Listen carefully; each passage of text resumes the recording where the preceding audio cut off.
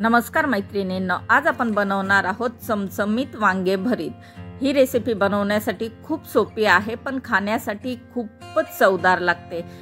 खरं तर प्रत्येकाच्या घरात वांग्याचं भरीत बनलं जातं, पण तुम्ही एकदा माझ्या पद्धतीने करून बघा, तुम्हाला हे भरीत नक्कीच आवडेल आणि बनवणं अगदीच सोपं आहे। त्याचबरोबर जर बाजरीची भाकर आणि कांदा असेल ना, तर मग जेवणाची लज्जतच वाढेल।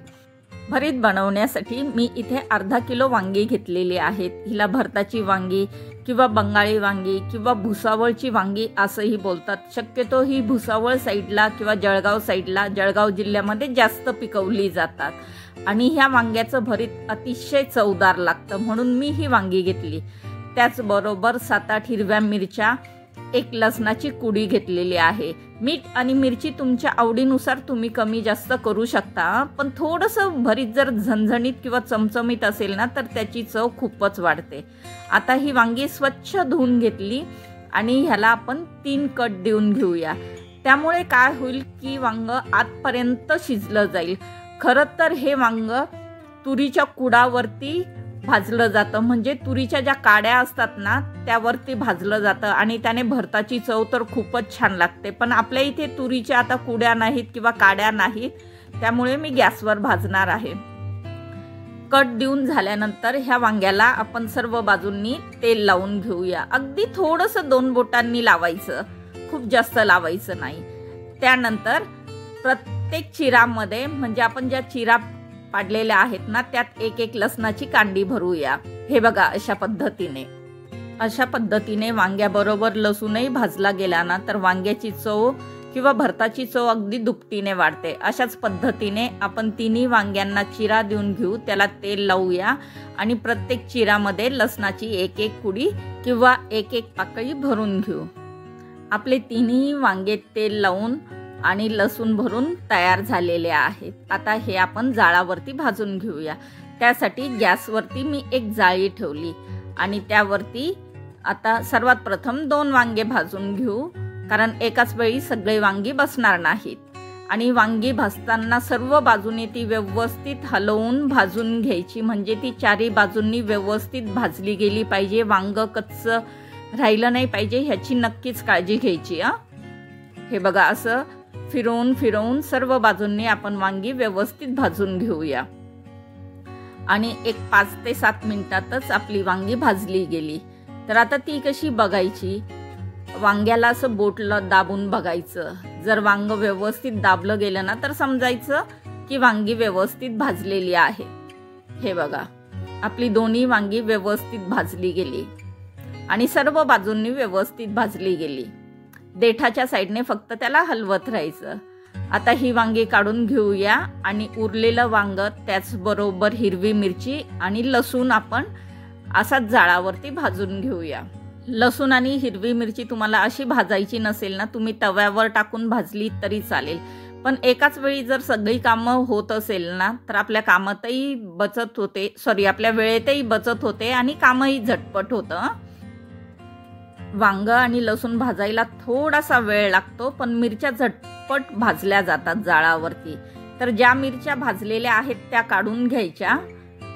हे बघा, हे अशा पद्धतीने छान असे चटके मिळाले ना मिरच्यांना, की त्या काढून घ्यायच्या, म्हणजे त्या छानपैकी भाजल्या गेलेल्या आहेत। आणि आता फक्त उरलं वांग आणि लसणाची कुडी, ते सुद्धा 2 ते 3 मिनिटात व्यवस्थित भाजून जातील।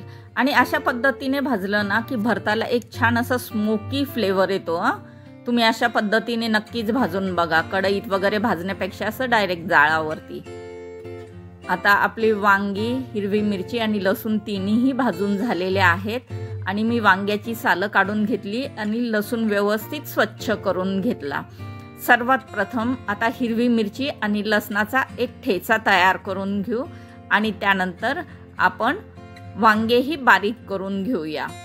तर चला, मी कोणत्या पद्धतीने करते। आता जळगाव भुसावळकडे बडग्यात करतात, म्हणजे एक लाकडी बडगं असतं आणि त्यात हे भरीत आणि ठेचा तयार करतात, पण आपल्याजवळ नाही आहे। तर मी एक कढई घेतली, त्यात हिरव्या मिरच्या आणि लसूण घेतला आणि असा एक तांब्या घेतला आणि त्याने ठेचा बनवून घेऊ। झटपट ठेचा तयार होतो। ठेचा तयार झाला की यातच वांगी टाकूया आणि वांगी बारीक करून घेऊ। आणि त्यातल्या त्यात जर एखादं वांग जास्त बियांचं असेल आणि तुम्हाला बिया नको असतील ना, तर त्या सुद्धा आपल्याला अशा पद्धतीने काढून टाकता येतात। तुम्हाला दाखवते बघा बिया। हे बघा, ह्या अशा बिया नको असतील ना, जास्त बियांचं वांग असेल तर त्या बिया काढून टाकता येतील। त्यानंतर गॅसवरती आपण एक कढई तापत ठेवली, त्यात 2 चमचे तेल घेतलं। सर्वात प्रथम आता आपण 1 चमचा ओवा घेऊया आणि तो हातावर छानपैकी चोळून घेऊया।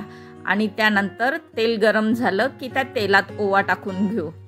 ओवा टाकल्यामुळे भरताची चव तर वाढतेच वाढते, पण त्याचबरोबर भरीत बाधत सुद्धा नाही, कारण बऱ्याच जणांना भरीत खाल्ल्यानंतर त्रास होतो। त्यानंतर 1 वाटी शेंगदाणे टाकून घेऊया।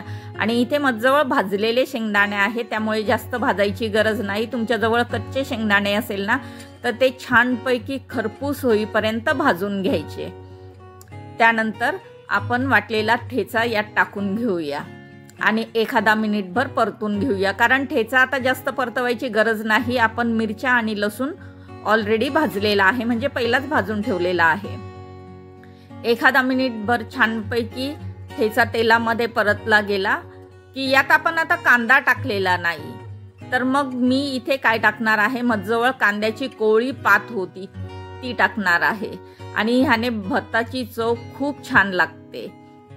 तुमच्याजवळ जर कांद्याची पात नसेल ना, तर तुम्ही कांदा टाकला तरी चालेल, कांदा बारीक चिरून टाकला तरी चालेल।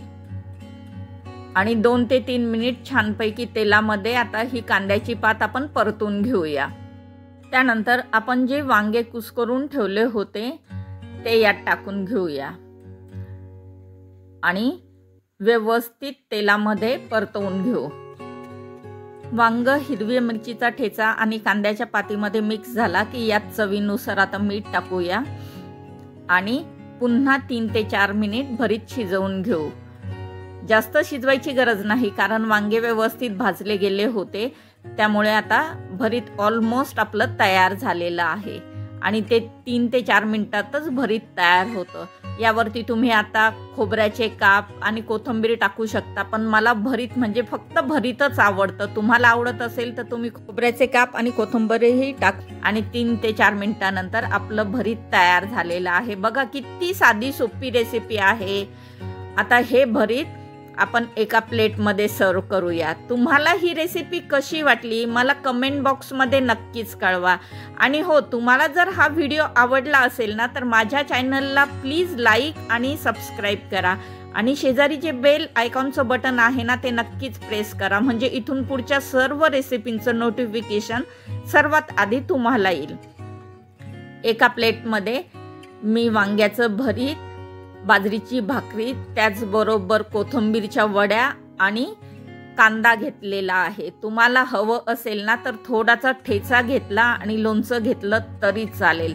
अगदी छान असा चमचमीत आणि झणझणीत हिवाळ्यासाठीचा आपला बेत तयार झालेला आहे। आता पुन्हा भेटूया अशाच एखाद्या मस्त आणि नवीन व्हिडिओमध्ये, अशाच एखाद्या झटपट रेसिपी बरोबर। तोवर बाय बाय।